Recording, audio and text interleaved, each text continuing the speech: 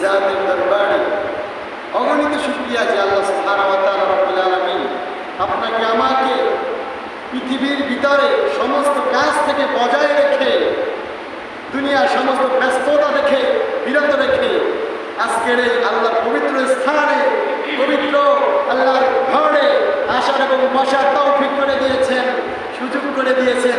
সেই জন্য একবার সকলে সমস্যারে উচ্চ আওয়াজে ইসলামের বলে বলিয়ান হয়, ইমানের তেজে তেজিয়ান হয়, হৃদয়ের সবটুকু আবেগ অনুভূতি উচ্ছ্বাস করে দিয়ে সে আল্লাহর দেওয়া জবানে আপনার আমার হৃদয়ের যে জবান দিয়েছেন, যে কুদরতি জবান দিয়েছেন, সেই জবান দিয়ে একবার বলেন কালিমাতুশ শুকরিয়া আলহামদুলিল্লাহ।